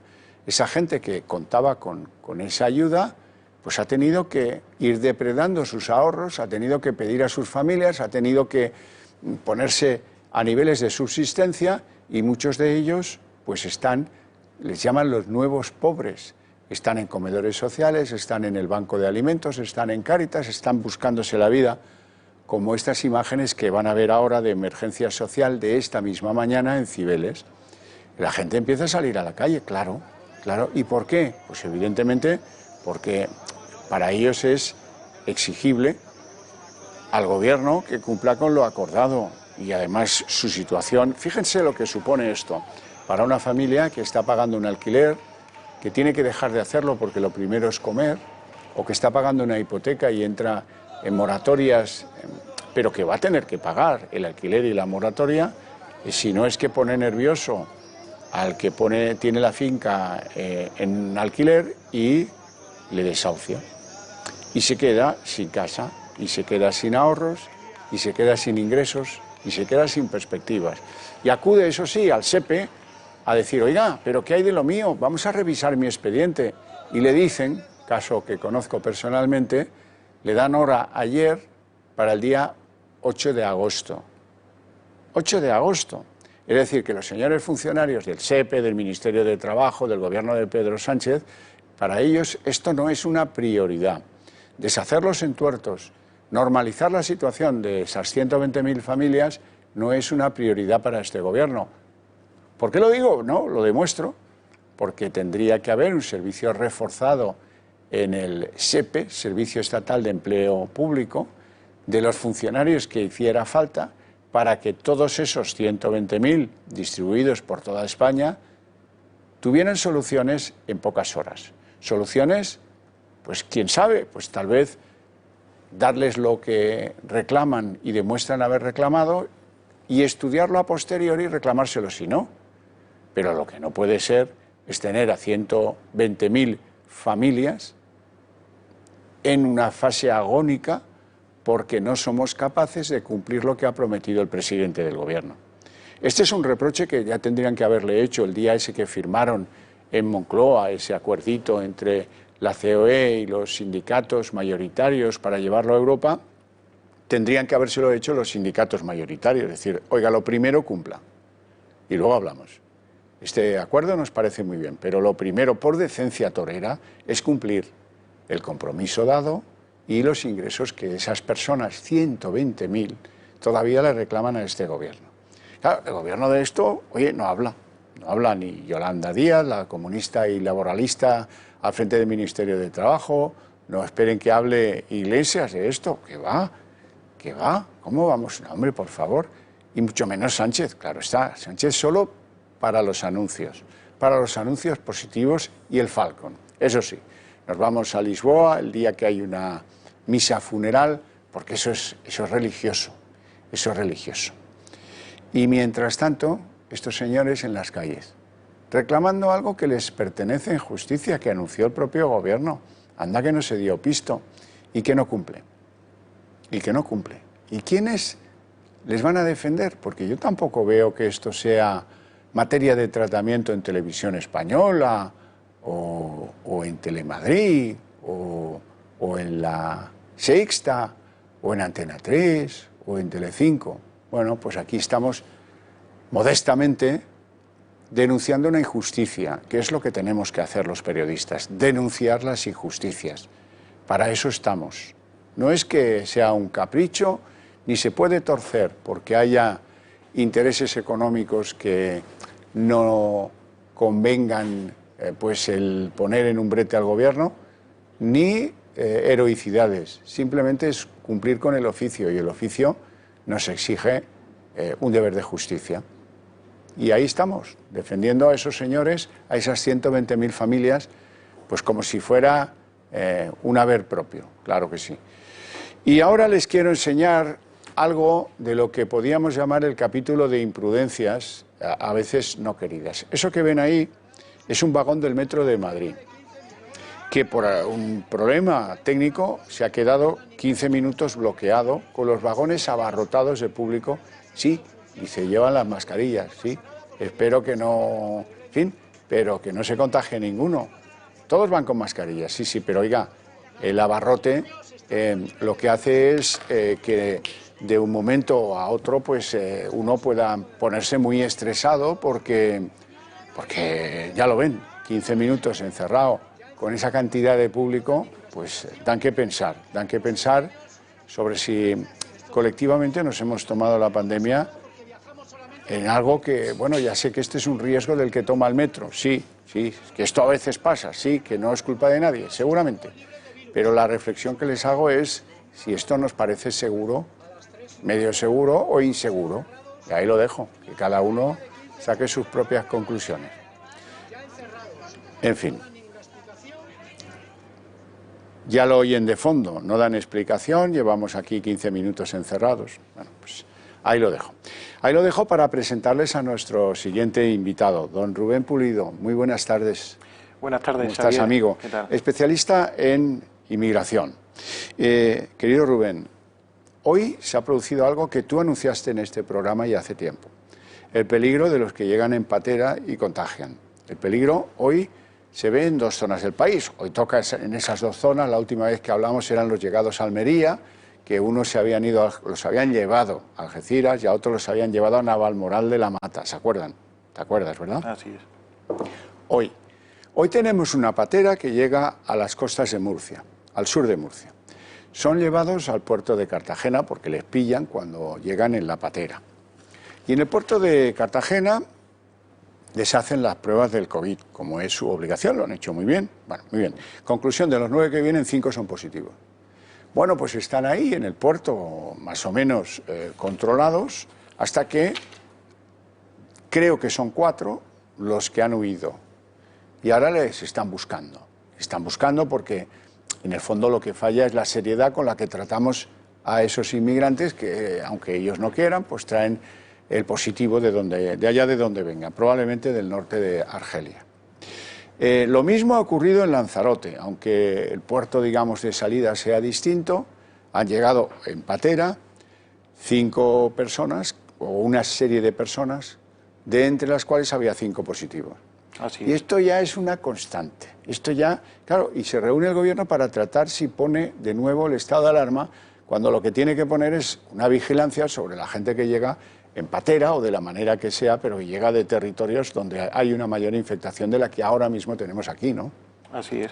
Y el tema precisamente de Canarias, que contradice totalmente todo ese discurso, ¿no?, de la izquierda, que dice que los contagios que llegan en patera no tienen nada que ver con los rebrotes. Bueno, pues si nos vamos al ejemplo de Canarias, hay 64 casos activos y de 64 casos activos, 44 son inmigrantes que han llegado en patera, 39 que llegaron a Puerto de Rosario y estos últimos que han llegado ahora. Es decir, de casi 70 casos activos estamos hablando de que el casi 70% también, misma cifra, una casualidad, ¿no? Casi ese 70% pues son contagiados que han accedido a las islas a través de pateras. Y eso en unas islas donde tuvieron el primer caso, que no era un inmigrante ilegal, pero era un inmigrante que nos trajo el virus de su tierra y tuvimos que tener a 700 personas encerradas en un hotel, ¿te acuerdas? Sí, sí. Bueno, pues no ha servido de nada, porque aquí parece que la historia está para repetirla de nuevo, no se toman las medidas adecuadas. Sabemos que hay una cantidad de trabajadores, legales algunos, ilegales otros, que acuden por el negocio que puede suponer la recogida de la fruta. Estamos en temporada y ahí pues también sabemos que para ahorrar esa gente que viene y porque son lugares pues donde no es fácil alojar 15 días en un pueblo del Segriá, en Lérida, de 6.000 habitantes, cuando recogen la fruta, están alojando al doble de la población, a 12.000 personas, pues duermen en condiciones de hacinamiento en corrales o en almacenes o en donde pueden. Eso lo sabemos, no es de este año, es de toda la vida. Esta gente viene asiduamente, muchos de ellos, vienen algunos en autobús. Todos los que llegan pueden suponer un peligro y tampoco se hace absolutamente nada. Y es curioso porque ha recurrido a eso, ¿no? Al hacinamiento. Y precisamente los CIES, que a día de hoy se encuentran cerrados todavía en España, pese a haber pasado el estado de alarma, los CIES se cerraron con esa excusa, ¿no? Con la excusa, no, bueno, con la excusa. Era un motivo de peso, se puede llegar a entender. Pero lo cerraron durante el estado de alarma para evitar el hacinamiento. A día de hoy siguen cerrados. ¿Por qué? Y pues no lo sabemos. Lo que sí sabemos es que esos inmigrantes ilegales que en muchas ocasiones colapsan los centros de primeras atenciones de las fuerzas y cuerpos de seguridad, muchos de esos inmigrantes son derivados a centros de una ONG que ya lo he dicho ya en algunas ocasiones, Fundación CEPAIN, y da la coincidencia de que casi todos los inmigrantes que están siendo trasladados a centros de acogida, esos centros de acogida están gestionados por la Fundación CEPAIN a la misma vez, ¿no?, que los CIES permanecen cerrados. Claro. Es decir, ahí hay una situación que hay que mirarla un poco, hay que centrar el foco porque... Pero lo primero que tenemos que hacer, Rubén, es denunciarlo. Es decir, hay una fundación que se llama CEPAIN, que tiene un acuerdo con el Ministerio del Interior para recibir inmigrantes ilegales que llegan aquí, tenerlos en unos centros para acogerlos, en alguna ocasión, incluso en algún hostal, recuerdo el caso Algeciras. El caso Algeciras, que terminó con un fallecido también sí, a consecuencia de... Pero, vamos a ver, esta fundación, en lo que en realidad está especializada, es en cobrar del Ministerio del Interior por ejercer esas tareas, y luego en hacer la vista gorda, sinceramente. Así es, hasta 33 millones de euros percibió en el 2008 en subvenciones públicas, subvenciones estatales, autonómicas y locales, y también fondos europeos. Más de 30 millones de euros. ¿A quién rinde cuentas la fundación esta en cuestión? Es decir, usted ha recibido de la Guardia Civil en furgones el día tal, tantos, el día tal cual, tal. Usted ha decidido que los trasladen a Sevilla, a Navalmoral de la Mata, a Málaga o a donde sea. Muy bien. ¿Y de esos qué ha hecho usted con ellos? ¿Les ha tramitado los papeles? ¿Los tiene más o menos protegidos o acogidos en control? ¿O tienen libertad de movimientos en el país? Y aquí nos podemos volver al asunto de Cartagena, ¿no? Es decir, estos inmigrantes están siendo acogidos por Fundación CEPAIN, centros de acogidas de esta ONG. ¿Por qué las fuerzas y cuerpos de seguridad del Estado ahora tienen que estar vigilando? Porque los están vigilando estos centros por el temor a fugas.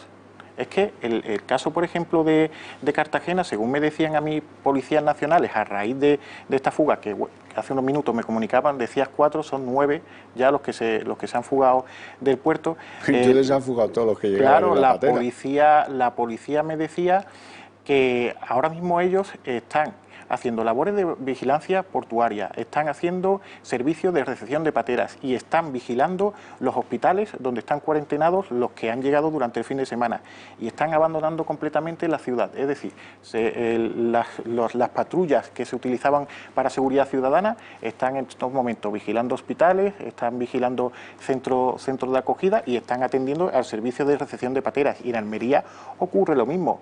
Ya lo alertaba hace unos 15 días sindicatos policiales, ¿no? Aunque el Ministerio de Interior ha activado a agentes, no somos suficientes.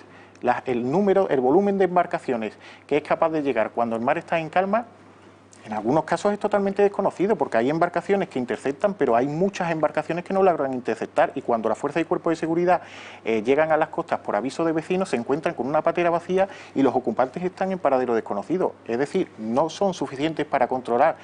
Y una de dos, o el gobierno que dudo mucho que lo haga, se pone las pilas y establece relaciones diplomáticas para frenar este flujo migratorio, o ponemos a funcionar, como decía fue el miércoles, o ponemos a funcionar a la Armada, que para eso la tenemos, que ya la utilizó el gobierno para ir a por 15 inmigrantes en agosto del año pasado a Lampedusa. Bueno, ya sabe que puede hacer ciertas labores de control de esta inmigración ilegal. Y así se da cuenta de que el ejército no es un gasto superfluo, quizás, ¿no? Pero sobre todo, como decía, ya sabes quién, ¿no? Claro. Presidente Peter. Por cierto, pero vamos a ver, hay que insistir, yo lo digo porque no sé que nos escuchan algunos portavoces parlamentarios y algunos diputados, diputadas. Oiga, hay que insistir, exijan ustedes en la Cámara al señor Marlaska que abra de una vez los centros de acogida e internamiento de los inmigrantes ilegales, los CETIS, ¿no? ¿Qué paso están? ¿Qué paso están? ¿No ha decaído el estado de alarma? Explíqueme por qué no están abiertos y funcionando, ¿no? Es decir, porque estamos hablando de más de 800 plazas a nivel nacional. Y además, y estoy muy seguro que ahí se pueden llegar a cumplir muchas condiciones para sitio ideal para practicarles el test, para que se sepa que con seguridad o no pueden hacer según qué cosas, pero que desde luego no pueden ser el reguero de positivos al que han dado pie. El del Segrià es uno de ellos, el de la recogida de la fruta en Lérida, que a su vez dio pie al de Ordizia porque alguien visitó no sé qué, el de Navalmoral de la Mata, que tuvo bien asustados a los vecinos allí, o los dos que han tenido en Algeciras, que han tenido dos, otro que ha habido en Málaga. Así es, y casualmente, cada vez que ocurre esto, cada vez que uno de estos inmigrantes ilegales, o bien se da la fuga, o bien se produce un caso de contagio, pues en esa misma ciudad, en esa misma localidad, pues surgen más contagios, se registran más casos activos. Así que ese discurso que está teniendo la izquierda durante estos días de que no causan ningún tipo de problema, sí que lo causan. Y lo que he dicho anteriormente, todas esas pateras que al final no logran ser interceptadas nunca, suponen ya un grave riesgo de salud pública. Claro, pero lo primero que hay que hacer para resolver un problema es reconocer que existe. Las condiciones del trabajo temporero en la recogida de la fruta son las que son y las conocemos. Razón por la que donde tengan que tener a esos trabajadores para recoger la fruta hay que arbitrar medidas, no hay que esconder la cabeza en la arena como haría el avestruz. Aquí lo que hay que hacer es decir, bueno, pues con estas condiciones, con este régimen sanitario, con mascarillas o con, en fin, facilitarles el que, si esto es un riesgo para ellos, si vamos a ver, si es que lo primero que hay que pensar es que esas personas, si tienen el positivo, pueden desarrollar la enfermedad y pueden tener un problema grave de su salud. Y luego viene lo otro, que es que también pueden contagiar. Pero bueno, si negamos la esencia del asunto, no, esto es xenófobo porque están en contra de la inmigración. No, señor, no tiene nada que ver con eso. No, tiene es una cuestión de salud pública. Claro. Es una cuestión de salud pública. No estamos hablando ni de xenofobia, ni de racismo, ni nada. Pero si se está experimentando una llegada, porque en los países del Magreb, si ya en Europa nos ha costado contener el coronavirus, pues imagínense. Nos ha costado 44.000 vidas en el caso de España. Nos ha costado 44.000 vidas, así es. Imagínense en el Magreb, ¿no? Lo que casos como yo he recibido imágenes de los hospitales de Argelia, que precisamente de donde están viniendo el 90% de la inmigración ilegal que está llegando a costas andaluzas y de zona de Levante. Yo he visto imágenes de los hospitales de Argelia, son imágenes totalmente aterradoras de la situación que están viviendo, y estamos permitiendo que tengan lugar salidas, ¿no?, desde costas argelinas hacia esto. Hay que controlarlo. Tú que eres especialista en esto, ¿por qué ahora el destino de esas, o el origen de esas pateras es Argelia y no tanto Marruecos? A ver, Marruecos tiene ahora mismo, sí que es cierto que ha cerrado fronteras, pero bueno, cuando le dé la gana a Mohamed, ¿no?, llegarán embarcaciones a España. En este momento, pues bueno, igual que no está permitiendo que entren, muchos que quieren entrar, pues tampoco está permitiendo la salida. Pero bueno, aquí también luego está el chantaje al que se presta Europa con muchos países objetivos de estas mafias que mueven la inmigración ilegal. En Libia ha ocurrido durante muchos años y se regó toda la costa libia de auténticas millonadas para contener esta inmigración ilegal. Sí que se hizo un gran trabajo, pero a día de hoy siguen saliendo inmigrantes ilegales. Por cierto, que Marruecos no se pone de cara para la operación Estrecho y va a ser un problema eso, ¿no? Sí, va a ser un problema, porque aquí estamos hablando ya de personas que residen en Europa de forma legal y que quieren regresar a sus países como hacen todos los veranos, ¿no? Y mientras esa operación Paso del Estrecho esté controlada, sea vigilada y se tengan y se apliquen todos los controles sanitarios pertinentes, ¿no? Pues ¿por qué nos puede dar lugar esa operación Paso del Estrecho, ¿no? Pero por alguna cuestión, pues ahora mismo quiere poner algo sobre la mesa, que ya lo veremos, y se ha puesto, como dice, se ha opuesto un poco a esa... Bueno, no sé si es bueno o malo para España que haya menos tráfico de toda esa gente que cuando tocan la sirena en la fábrica en Bélgica, en Holanda, en Francia o en Alemania, coge el coche, pone la típica lona azul encima. Sí, son 3 millones de personas. Y atraviesa España rumbo a Algeciras o rumbo a Almería para pillar el ferry y pasar a Marruecos. Obviamente son 3 millones de personas, son muchas personas, habría que hacer y creer un poco, ¿no?, de que ahora mismo este gobierno puede ser capaz de gestionar esa operación Paso del Estrecho, pues sí que quizás algo nos podemos ahorrar, pero insisto, es una inmigración legal que si se hace de forma cierta, escalonada, lo que no puede ocurrir es que permitamos la llegada a lo mejor de turistas y no permitamos esa operación Paso del Estrecho. No, quizás la operación, es Marruecos quizás el peligro, en caso de que se llegase a producir la operación Paso del Estrecho, el peligro puede estar en esa operación retorno, ¿no? A Bélgica, a Italia, a Francia. Ahí sí que ya el tema es bastante delicado. Tengo dos características: la creencia ciega en la libertad de las personas y la creencia ciega en la solidaridad de las personas. La solidaridad de las personas que son de origen marroquí, que viven en Bélgica y que han pasado por la pandemia, que en Bélgica tienen uno de los peores porcentajes de mortalidad por habitantes en 100.000 o en 1 millón, como quieran, es querer ver a su familia de Marruecos. ¿Cómo voy a ser yo ajeno a ese principio de solidaridad en clave de familia? Y luego en el de las libertades, si Europa es un entorno de libertades y esas personas quieren ir a Marruecos o a donde quieran, por mí, vamos, encontrarán un aliado. Ahora, es Marruecos el que no quiere. El problema es Marruecos, no es España. España, pues oye, si entran y pasan y por lo que sea. Pero ya sabemos también cómo funciona el rey de Marruecos, ¿no? En cuántas ocasiones no ha permitido ciertas cosas a la espera de que le llegue la bolsa, ¿no? Le llega la bolsa y ya dice, pues bueno, ahora abro fronteras, ¿no? Ahora sí. Ya me ha llegado calentito. Sí. Es igual que cuando trata de contener la inmigración ilegal, esa falsa o esa contención impostada de la que he hablado yo en muchas ocasiones, ¿no? Es casual que cuando recibe fondos europeos pues dejan de llegar inmigrantes ilegales pues lo que decía antes, ¿no? Al final Europa se ha rendido a un chantaje con los países del norte de África. Sí. Y está ocurriendo también en Mauritania. O en Turquía, donde más. En Turquía también, es un ejemplo. Rubén Pulido, un placer enorme tenerte en el programa. Te agradezco mucho la visita y te deseo muy buena tarde. Nos vamos a publicidad.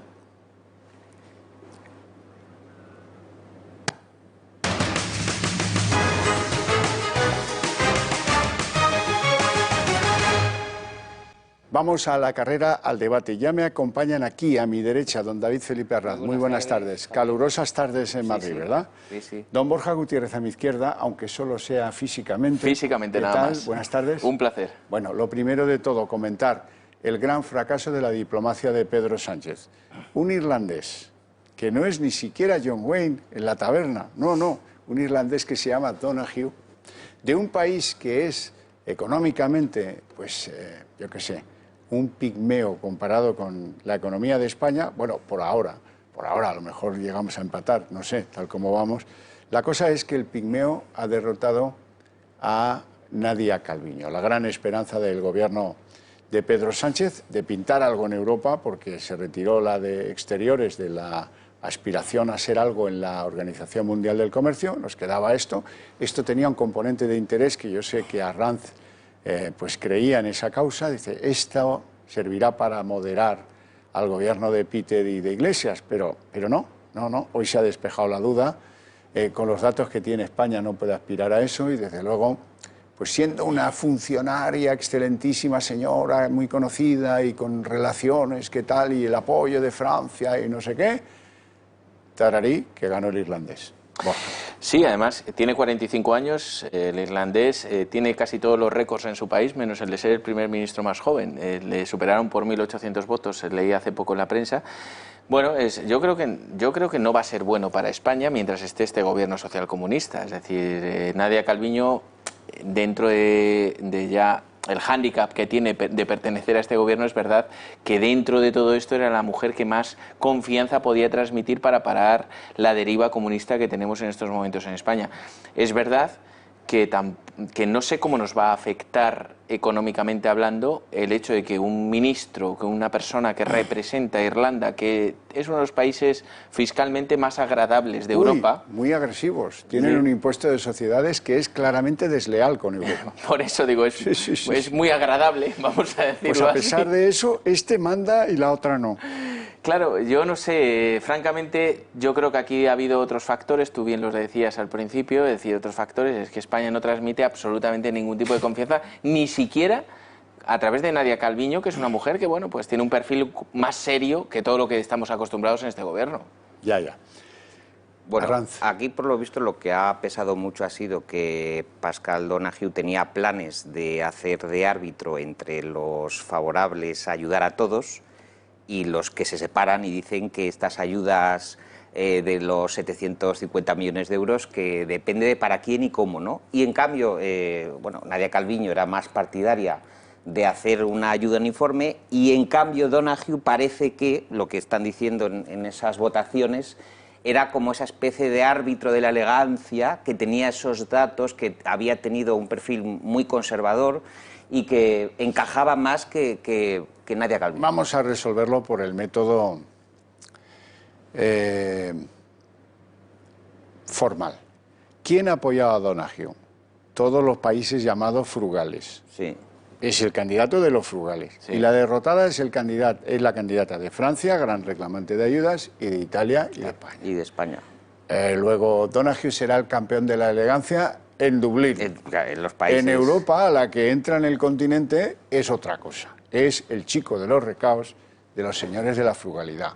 Esos que están en contra de darle dinero a España de forma desordenada. Pero que eso también es producto de la mala política que está gestionando nuestro presidente. Es decir, cuando tú necesitas por encima de todo ayuda de la supraestructura que significa Europa, lo que no puedes es estar amenazando continuamente a Europa. Y él tiene un socio del gobierno, que es el señor Iglesias, que está despreciando continuamente a Europa. Es decir, si tú lo necesitas, tienes que hacerte fuerte, tienes que hacer lobby, tienes que estar allí continuamente, no perdiendo el tiempo en cosas, en ninguneado, cosas... Sobre todo, tienes que estar en la doctrina de lo que está en Europa. Evidentemente. Reducir el gasto, bajar los impuestos. Hoy el Reino Unido, que ya no es Europa, lo sé, pero es un signo, es una economía importantísima de nuestro entorno geopolítico.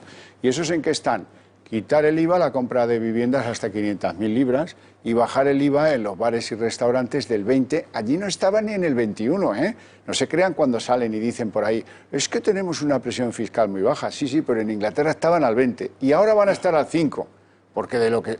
Temporalmente, sí, claro, es lo que reclaman aquí, los que tienen bares, restaurantes, hoteles. Además, esta vez ha tenido mucho que ver con lo que acaba de decir hace 2 días en una larguísima entrevista que concedió en España el ministro de las Finanzas de la Unión Europea, el italiano, que dijo: tengo mucho miedo con respecto a la deriva de España y de Italia como potenciales países donde la exclusión social va a ser tremenda.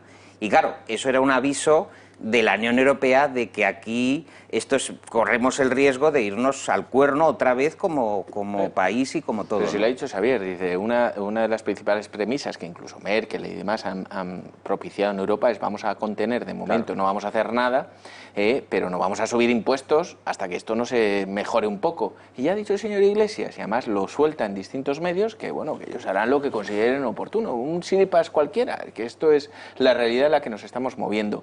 Entonces, tú no puedes... O sea, estás representando a un país, no estás en la barra de un bar con tus acólitos a ver quién lanza la doctrina más dura y te aplaude más gente. Estás representando a todo un país. Hay muchos empresarios y empresas que están detrás de tus decisiones y tienes que ser responsable. Volvemos a estar en un gobierno, mandados por un gobierno imberbe, es un gobierno que no ha manejado absolutamente ni la economía doméstica, aquella que te permite por lo menos tener un conocimiento básico de lo que ganas y de lo que puedes gastar. Entonces, lógicamente, pues siguen en su doctrina, son sectarios, gente que viven de la teoría comunista. Son ignorantes, perdona que te diga. El Corriere della Sera publicaba una entrevista que molestó mucho al PP por aquello de los pactos y se quita la careta y no quiere pactar con el PP, pero bueno, para el que no conozca la historia del socialismo europeo, no es relativamente grave, para el que la conozca es gravísimo. El señor presidente del Gobierno de España, que dice que es socialista, no tiene ni zorra idea de lo que fue el PASOK. Y dice, no quiero que me pase como al PASOK. Al PASOK lo que le pasó, bonito, 4 décadas en el poder, desde lo que se fueron los coroneles en Grecia, es que arruinó el país con deuda, con déficit, con cuentas falsificadas que se las reprocharon en Bruselas. 3 rescates tuvieron los griegos hasta que se sacaron de encima a los herederos del PASOK, que no fue la derecha, que fue Tsipras y Syriza, el partido de Varoufakis. Esos son. Y luego, claro, eso ya fue el acabose. Es como si aquí Podemos hubiera dado una continuidad al PSOE en el poder, el acabose. Claro, y luego votaron a la derecha y les ha ido muy bien. Pero es que no tienen idea, pero si es que los oyes hablar y te mueres de la risa. Las famosas declaraciones del vicepresidente Iglesias, dice el otro día, cuando insultó a la prensa y acomodaba como un signo de normalidad y de nuevo respeto esto de insultarse públicamente. Lo pone la voz así, ya sabéis, dice, aunque eso no nos gusta a ninguno, ya no me acuerdo lo que dijo, a ninguno nos gusta, y confundió a nadie nos gusta. No nos gusta a ninguno, a nadie no. O la tronca esta que es portavoz del gobierno. Dice, no, es que no estoy a punto para entregar un informe sobre lo sucedido en las residencias de ancianos porque me falta un informe robusto. Hija, los robustos son los puros. Los informes no son robustos, son amplios, son extensos, son... Que la lingüística tiene mucho que ver con... Si es que el bachillerato es malo y luego ya nada se arregla. De todas maneras, también llama la atención que en un momento en que nosotros necesitamos políticas económicas fuertes, resulta que la ministra de Finanzas de España intentase tomarlas de Villadiego. Más allá de esto hay una lectura superior que es, oiga, o sea, en un momento en que España, doña Nadia Calviño, por favor, que estamos con el agua al cuello, y Nadia Calviño se iba para Bruselas. O sea, que ahora cuando vuelva que nos explique cuáles van a ser las políticas financieras de recuperación del gobierno del Partido Socialista. Ahora sí, vale, no te han cogido, vuelve aquí y nos cuentas qué es lo que has previsto. ¿Cuáles son las políticas financieras de Pedro Sánchez para la reconstrucción del país? Porque el FMI ha dicho, y otro informe, y está sobre la mesa, la recesión que se viene encima. Una recesión tremenda del Fondo Monetario Internacional. Es decir, España e Italia. ¿Cuáles son las medidas? Todavía no se saben. Las medidas que se van a tomar para otoño, medidas inmediatas. De ya. Pero es que eso es algo evidente, yo lo he comentado en bastantes círculos de amigos, de empresarios, es decir, no han hecho ninguna política que vaya encaminada a favorecer a las pymes y a los autónomos, que es el tejido principal de desarrollo económico de España. Yo voy a decir un ejemplo muy claro que la gente podrá darse cuenta de manera muy concisa. En casi el 90% de los pueblos de España, los bares, los restaurantes, hacían casi la caja, sobre todo en los pueblos pequeños, la caja en las fiestas patronales, la caja de todo el año. Este año no hay fiestas patronales en ningún sitio. En ningún sitio. Yo no sé cómo van a subsistir todos esos bares y restaurantes. Claro está, muchas perecerán. Claro. ¿Y qué está haciendo el gobierno? Subsidiar, no crear. No favorecer el empleo, subsidiar. Y el subsidio tiene una fecha de caducidad, que es la que marca el dinero que tenga el país, por mucho que se compre deuda y que esté comprando deuda a Europa y demás. Aprovecho que te tengo aquí porque sé que conoces el caso bien. ¿Qué hubiera pasado si se hubiera descubierto que el empresario constructor Marjaliza le hubiera entregado dinero al Partido Popular. Pues eso ya lo vimos, Fuera verdad o no, ya veremos, pero de momento lo vimos. Ahora sabemos que el empresario Marjaliza le entregó 1 millón de euros al Partido Socialista Obrero Español del tal Simancas. ¿Y qué ha pasado? Nada. Bueno, yo primero pongo es verdad que hay que poner por medio la presunción de inocencia porque es una declaración suya, pero en cualquier caso, Simancas no ha dicho nada. Es que si hubiera sido el Partido Popular... Claro, es que la realidad es que si hubiera sido del Partido Popular, hubieran estado acosándolo durante... Bueno, seguirían acosándolo días después de las declaraciones. Pero el Partido Socialista, como otros muchos miembros de la izquierda, tienen una especie de derecho de pernada medieval en el cual hay determinados medios de comunicación y movimientos a través de redes sociales y sociales que les permiten cualquier cosa. Bueno, y también pasa que la oposición es un poco remilgada, ¿no? Pues la verdad es que francamente yo creo que... Les regalan un balón sin portero y... Además aprovechando ya una manera un poco más interesada, ¿no? Aprovechando que hay unas elecciones ahora este fin de semana, pues evidentemente se podía haber aprovechado para dar mucha... Y sin complejos, porque tú puedes haber tenido gente que dentro de tu estructura que haya cometido errores, pero eso no quiere decir que tengas que agachar la cabeza y que los otros tengan la suficiencia moral para poder seguir sacándola a pesar de todo lo que tienen de lastre. ¿Dónde tienen a Cifuentes por el asunto del máster? Sentada pues en el su banquillo, casa, ¿no? Bueno, lo tienen en Platós ahora. Una cita para ir a un juicio, ¿no? Sí.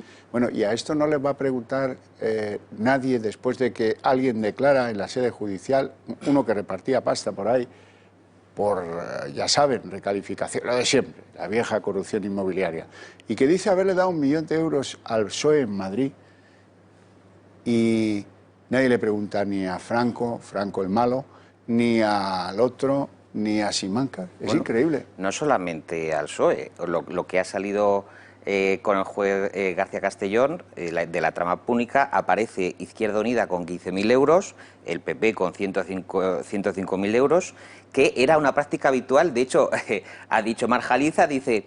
Bueno, es que yo pasé, pero lo ha dicho con una desfachatez enorme, de cultivar patatas a cultivar ladrillos. Pero oiga, o sea, y se encara además con el abogado de Paco Granados, han tenido un rifirrafe, un careo, pero aquí lo que pasa es que la opinión pública descubre que las adjudicaciones de Pinto, Parla, Valdemoro, Aranjuez... ¿Ha dicho Granados? He dicho Granados. Que está en la cárcel, o ha estado en la cárcel un montón de tiempo, ¿no? Entonces, el sistema estaba así montado. ¿Y qué pasa? Que todos estaban pringados, Ese es el tema grave de la financiación del ladrillo que ha habido durante muchísimos años. O sea, estamos hablando de 1999 a 2002, que es la investigación que se está llevando a cabo por el juez. Pero hay que medir por el mismo rasero. Sí, totalmente. Yo he sacado el tema de Rafael Simancas intencionadamente porque quiero preguntaros qué esperáis de la nueva ley de memoria histórica. Y resulta que el comité redactor de eso, que dirige Carmen Calvo, tiene interesantes intelectuales, tiene a Adriana Lastra, que es pues como Jovellanos, pero en chica. Tiene a Rafa Simancas, bueno, una aportación. Tiene a José Luis Ábalos, que de sacar maletas de barajas sí sabe, pero de esto no sé yo. Tiene a Chus Montero, a la chiquiministra, también hace unas aportaciones extraordinarias. Y tiene a uno que seguramente tú conozcas, del PSOE madrileño, José Cepeda. Bueno, pues ya, con ese grupo falta Claudio Sánchez Albornoz. Ya está, con esto ahí lo dejo. No sé qué esperáis de esta ley, pero me dicen que viene crecida. Bueno, el tema está en que si quieren hacer una ley de la memoria histórica, tiene que ser ante todo histórica, objetiva, equitativa. Es decir, ha habido una guerra civil... ¿Quiere que te lea otra vez lo que le han redactado? Ha habido una guerra civil en este país donde hay muertos de los dos bandos. No solamente una ley de la memoria histórica puede favorecer a un bando, sino que tiene que ser ecuánime y tiene que participar, puesto que es un gobierno del Ejecutivo financiado con fondos públicos, una comisión interparlamentaria, donde haya representantes de todos los signos políticos para que sea una verdadera ley de la memoria histórica. Eso sería lo objetivo y eso sería lo deseable. Lo serio, ¿no? Lo serio. Mira, yo he sufrido la ley de memoria histórica en mis carnes y hasta 4 reprobaciones de pleno tuve en mi municipio porque no quise quitar una mampostería que estaba puesta desde tiempos inmemoriales y que podría incluso destruir la propia estructura de la plaza, y jugué con la ignorancia de mucha gente que desconocía lo que significaba un águila, no significaba, lo vinculaban peyorativamente a lo que ellos consideraban, y es un elemento histórico, ¿no? La ley de memoria histórica es una falacia, es una ley que se hace desde el rencor, del rencor que tiene la izquierda de manera habitual en los últimos años, porque no, bueno, pues tienen podrán tener sus argumentos, pero desde luego es todo lo contrario a buscar una conciliación. Y yo lo he dicho muchas veces, en Brunete, y yo lo he vivido, jugábamos niños de presos republicanos que se habían quedado a vivir en el pueblo, históricamente en una plaza que había unas placas inauguradas por Franco y un águila, y había otra serie de símbolos, los vítores, y no pasaba nada, y estábamos conviviendo todos los niños. A partir de la ley de memoria histórica de Zapatero, resulta que eso se convirtió en un elemento peyorativo, peligroso, denigrante, y que había que eliminar sí o sí. Anda que no hay sangre de unos y de otros en los campos de Brunete. Por eso, más de 40.000 personas fallecieron ahí. Hay una cosa Sí. interesante, porque en la ley de memoria histórica están los signos y los símbolos. Ya sabemos, por ejemplo, que en Berlín se han preservado ciertos signos para que no se olvide, no ser abolicionistas, no ser adanistas y tirar como la iconoclastia que estamos viviendo, todo vestigio del pasado, tumbarlo y tirarlo al suelo y meterlo en un garaje. Y luego está el tema de las fosas comunes, el tema de una catalogación que van a hacer del ADN, y el tema de lo que ha llamado ella, que todavía no sabe lo que es, la resignificación, ha utilizado esta palabra, del Valle de los Caídos. Sí. Pero es que no saben lo que es. Ojo con la cruz. Claro. Ojo con la cruz. Es decir, si tú dices que voy a resignificar el Valle de los Caídos, que ya lo dijo el presidente del gobierno, dijo, voy a hacer algo con el Valle de los Caídos, pero... Y le preguntaba al periodista, ¿pero qué va a hacer usted? ¿Puede concretarlo, presidente? Decía, bueno, no lo sé, pero algo voy a hacer, ¿no? Pues yo creo que sería interesante que lo aterrizara. Bueno, en primer lugar, no han entendido que lo de la exhumación de Franco no les ha dado un voto. No les ha dado un voto, Iván Redondo toma nota, y lo que hagan en el Valle de los Caídos tampoco. Pero bueno, es una cortina de humo muy útil. Somos los que hacemos las exhumaciones y los que tal, y los que trabajamos. Eso, bla, bla, bla, de la propaganda, que es lo que saben controlar ellos, puede que sí les sirva, no digo que no. Una cosa interesante, ¿saben ustedes cuál es el argumento bastardo que está por debajo de la obvia tensión que en estos momentos viven el Palacio de la Zarzuela, es decir, el jefe del Estado, y el Palacio de la Moncloa, es decir, el jefe del Gobierno? La envidia de Pedro Sánchez por el diseño de los viajes que está haciendo la pareja real. Hay una envidia sobre eso canina. Si hubiera sido por el Gobierno no se hubieran hecho, pero fue la voluntad del monarca la que acabó diciendo, dense por informados que nos vamos a Canarias. Y luego de ahí se fueron al Levante, y luego de no sé dónde se fueron y hoy creo que están, no sé si en Jaca. Bueno, eso es insoportable para Pedro Sánchez. Bueno, pues te marca un poco también la personalidad del elemento en sí, es decir, él tiene que asumir la autoridad en este caso, que aunque no tenga mando en plaza, pero sí desde luego tiene representatividad, que es el rey de todos los españoles, y lógicamente tiene que hacer un periplo de representación acorde a lo que en España significa, ¿no? Señor Sánchez, además, en unos momentos en los que vuelve a poner en tela de juicio la inviolabilidad de la corona de una manera absolutamente dirigida, que a nadie se nos escape, porque es el principio de lo que ellos quieren cambiar en el régimen social de España, pues ahora más que nunca, precisamente, los españoles de bien, seamos monárquicos o no, que yo creo que es el momento de unirnos, lo que tenemos que hacer es respetar entre todos lo que nos representa, y lo que nos representa es la corona. Yo creo que el caso de la Casa Real hay una estrategia muy definida que consiste en apartar completamente la figura del rey Felipe VI de la otra figura o la contrafigura, es decir, se está convirtiendo una contrafigura la figura de su padre. Lo que decía Freud, que es algo muy, muy sencillo, que lo explican los psiquiatras, que es matar al padre, eso se ha convertido en una estrategia, por supuestísimo, comprada por el presidente del gobierno, De manera que las primeras declaraciones que ha hecho Pedro Sánchez, el presidente del Gobierno, ha sido sobre el rey emérito, asegurando que le producen inquietud y son perturbadoras, sabiendo que hay asuntos de Estado. Para la gente son perturbadoras, y para mí también. Claro. Eso es lo que dijo. Un tío que dijo el día de antes, no, yo de los asuntos judiciales si afectan a Dina Busselham y a mi colega, Iglesias, voy a hablar porque de los asuntos judiciales no hablo. Ahora, si tengo la oportunidad de meter baza en algo que es un asunto judicial, el de las supuestas, por ahora supuestas comisiones cobradas por el emérito, entonces sí hablo claro, y me descargo. Pero aparte yo... Estoy muy orgulloso de que los medios no miren para otro lado. Estoy muy orgulloso de la justicia que sigue investigando. Pero oiga, tío, ¿este que es el promotor de esto? ¿Cómo? Aparte de todo esto es el principio de lo que ellos pretenden con el cambio del régimen social. Porque dicen, mira, yo no sé si se demostrará que el rey cobró o no comisiones, pero en cualquier caso, a los empresarios que benefició el tren de la Meca, me gustaría que hablaran con todos y cada uno el proyecto más brutal y grande que ha cometido las infraestructuras internacionales españolas. Exportación de tecnología. Por favor, y dices, es que es una persecución. En cambio, atacar al macho alfa porque se queda con la tarjeta de su hembra, porque decide por ella, eso forma parte... Dice que no, que lo normal bueno, es en que aquel momento podía serlo. En cualquier caso era la hembra de la manada. Era una hembra de la manada. No tenemos tiempo para más. Ya hablaremos del macho alfa de la manada. Parece un programa de Félix Rodríguez de la Fuente. Recuerden lo del Club de Amigos, porque en ello van sus libertades y las nuestras también. Muchas gracias a todos por su interés y por su atención. Les espero mañana a las 6:30 en punto. Muchas gracias.